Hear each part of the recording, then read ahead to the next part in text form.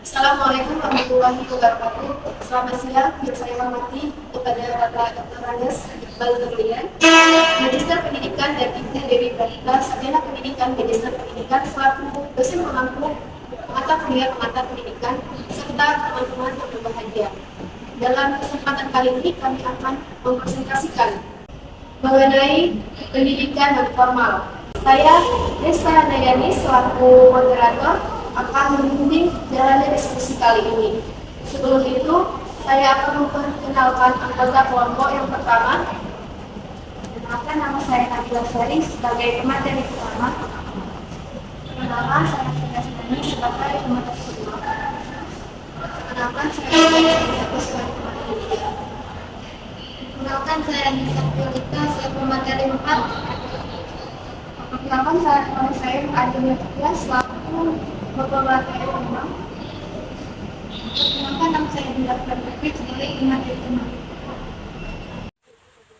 Baiklah, selanjutnya adalah pemaparan materi. Saya memberi kesempatan kepada pemateri 1 untuk menjelaskan pengertian dari pendidikan non-formal. Kepada Nabila Sari, dipersilakan. Baik, terima kasih kepada moderator telah memberikan saya kesempatan. Pada hari ini, saya akan menjelaskan tentang apa itu pendidikan non-formal. Di mana kita ketahui, jalur pendidikan di Indonesia terbagi menjadi 3, yaitu jalur pendidikan formal, pendidikan non-formal, dan pendidikan informal. Dalam pengertian umum, pendidikan non-formal merupakan aktivitas belajar di luar sistem persekolahan atau pendidikan formal yang dilakukan secara terorganisir. Pendidikan non-formal dilaksanakan terpisah, maupun merupakan bagian penting dari suatu kegiatan yang lebih besar untuk melayani sasaran didik tertentu dan belajarnya tertentu pula. Pendidikan non-formal adalah upaya pendidikan dalam arti luas. Di dalamnya komunikasi yang teratur dan terarah diselenggarakan di luar sekolah sehingga seseorang atau kelompok memperoleh informasi mengenai pengetahuan, latihan, dan bimbingan sesuai dengan tingkat usia dan kebutuhan hidupnya. Maka dapat disimpulkan dari pengertian yang telah saya sampaikan tadi bahwa pendidikan non-formal merupakan setiap kegiatan yang dilakukan di luar jalur pendidikan formal, di mana terdapat proses belajar sehingga seseorang yang menjadi peserta belajar akan mendapatkan pengetahuan, pemahaman, keterampilan, dan bimbingan sehingga dapat tercapai tujuan belajarnya. Sekian materi pada hari ini, saya kembalikan kepada moderator. Terima kasih kepada Nabila Sari yang telah memaparkan materi pertama.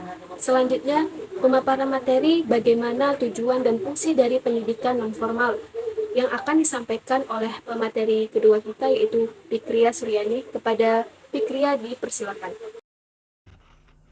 Baiklah, terima kasih kepada moderator atas kesempatan yang telah diberikannya kepada saya. Untuk itu, saya akan menjelaskan materi yang kedua, yaitu tujuan dan juga fungsi dari pendidikan non-formal.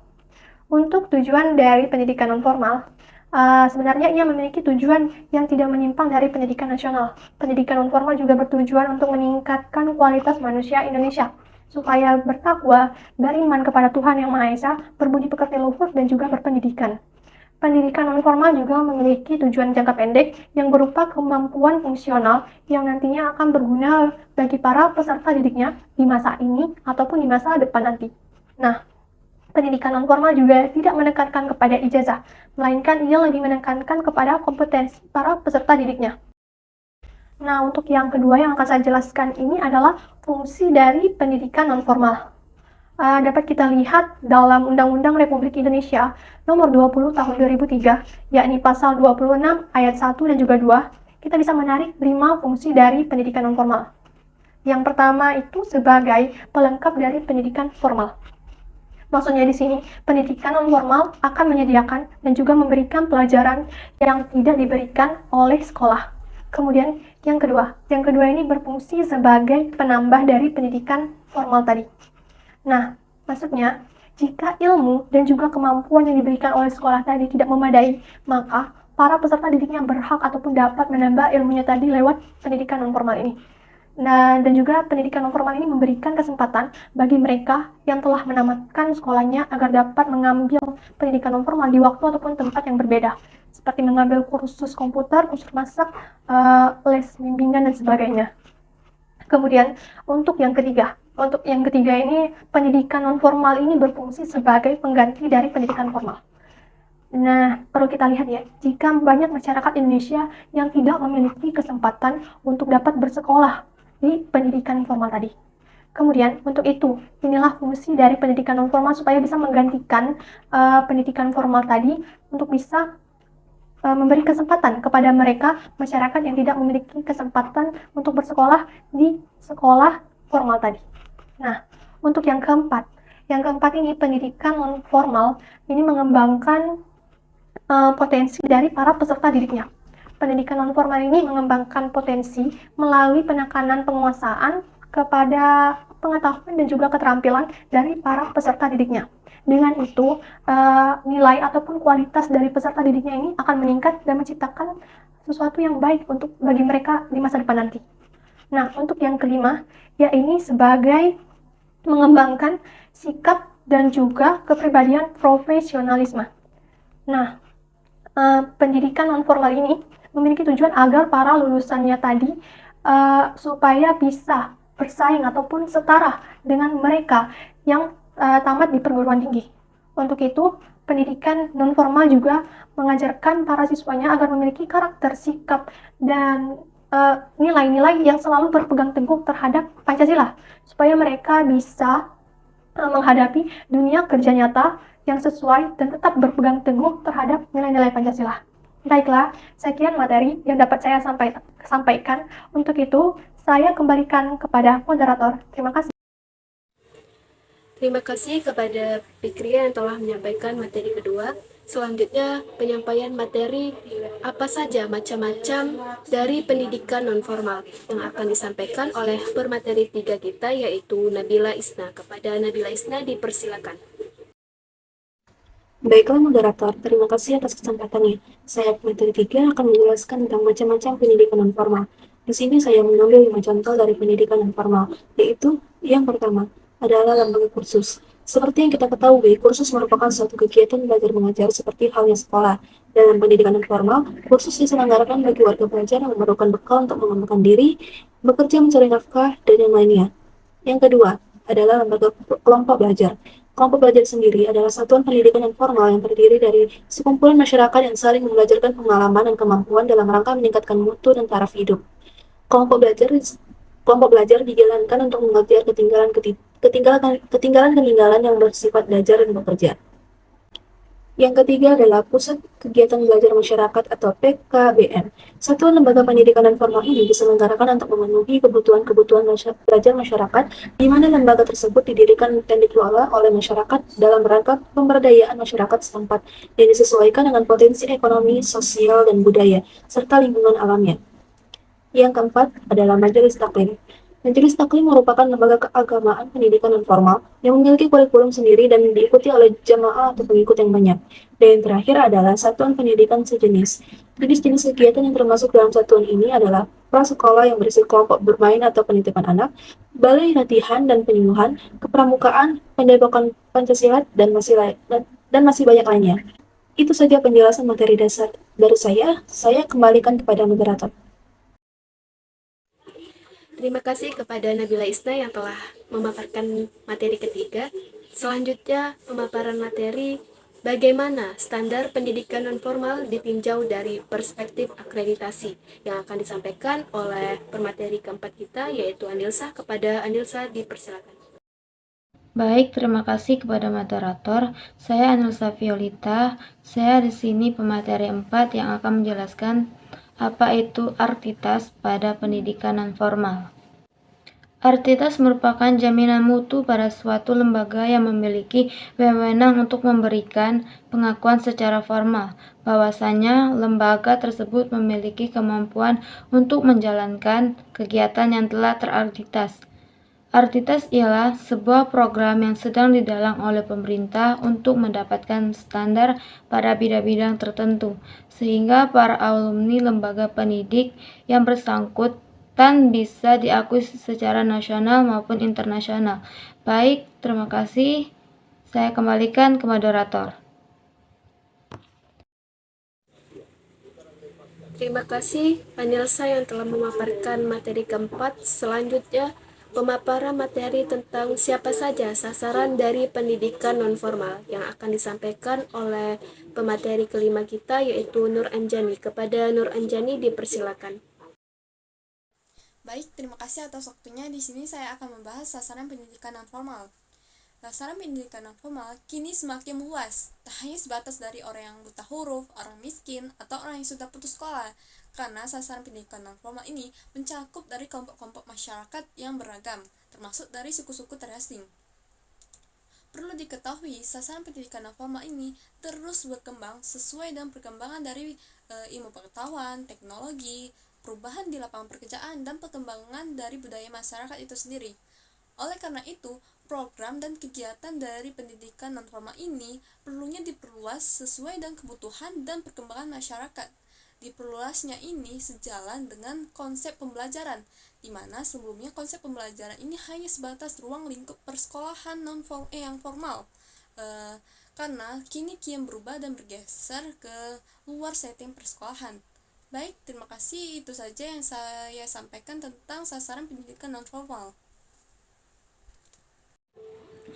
Terima kasih kepada Nur Anjani yang telah memaparkan materi kelima.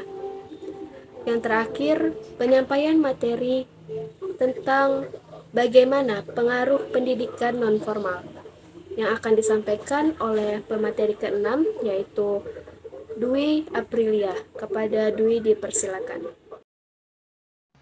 Baik, terima kasih kepada moderator. Pendidikan nonformal biasanya berperan sebagai pelengkap untuk kegiatan belajar di pendidikan formal. Akan tetapi, pada kenyataannya, pendidikan nonformal memiliki peranan yang sama pentingnya.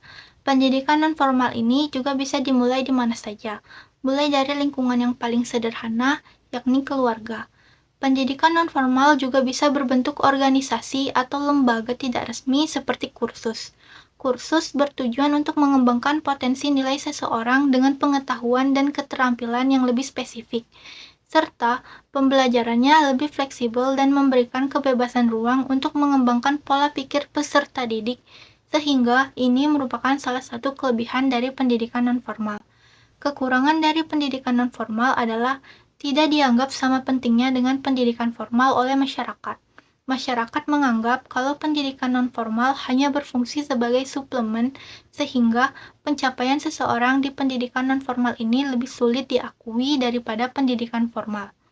Pendidikan nonformal memiliki dampak positif dan dampak negatif yang dapat berpengaruh pada individu dan masyarakat. Dampak positif pendidikan nonformal adalah 1. Aksesibilitas. Pendidikan nonformal seringkali lebih mudah diakses daripada pendidikan formal, karena tidak ada persyaratan yang ketat seperti sekolah formal. Ini memungkinkan berbagai individu dari lapisan masyarakat untuk mendapatkan pendidikan tambahan. 2. Fleksibilitas. Program pendidikan nonformal seringkali lebih fleksibel dalam hal jadwal dan kurikulum, yang memungkinkan peserta didik untuk belajar sambil tetap menjalani tanggung jawab yang lain seperti pekerjaan atau keluarga. 3. Pembelajaran sepanjang hayat. Pendidikan nonformal mendorong konsep pembelajaran sepanjang hayat yang berarti individu dapat terus belajar sepanjang hidup mereka dan mengembangkan keterampilan baru. 4. Peningkatan keterampilan. Program pendidikan nonformal sering fokus pada pengembangan keterampilan khusus yang dapat meningkatkan peluang pekerjaan dan kemampuan individu. Dampak negatif pendidikan nonformal. 1. Kurangnya akreditasi. Program pendidikan nonformal mungkin tidak selalu diakui secara formal oleh lembaga pendidikan atau pemberi kerja, yang dapat membuat sulit bagi peserta didik untuk mendapatkan pengakuan resmi atas prestasi mereka. 2. Kurangnya struktur. Pendidikan nonformal cenderung kurang terstruktur daripada pendidikan formal, yang menyebabkan kurangnya disiplin dan motivasi dalam pembelajaran. 3. Ketidakpastian kualitas. Kualitas program pendidikan nonformal dapat bervariasi. ada resiko bahwa beberapa program mungkin tidak memberikan pendidikan yang berkualitas atau relevan. 4. Terbatasnya jangkauan materi. Pendidikan nonformal mungkin tidak mencakup semua aspek pendidikan yang penting, seperti literasi dan numerasi dasar, yang menjadi kekurangan dalam mempersiapkan peserta didik untuk pekerjaan atau kehidupan sehari-hari. Dalam banyak kasus, pendidikan nonformal dapat menjadi tambahan yang berharga bagi pendidikan formal, atau bahkan menjadi satu-satunya pilihan individu yang memiliki keterbatasan akses terhadap pendidikan formal. Namun, penting untuk mempertimbangkan dampak positif dan negatifnya ketika memilih jenis pendidikan yang paling sesuai dengan kebutuhan dan tujuan hidup individu. Sekian pemaparan materi dari saya kembalikan kepada moderator. Sekian penyampaian materi dari kelompok kami. Lebih dan kurangnya kami mohon maaf. Kami dari kelompok 5 undur diri. Assalamualaikum warahmatullahi wabarakatuh.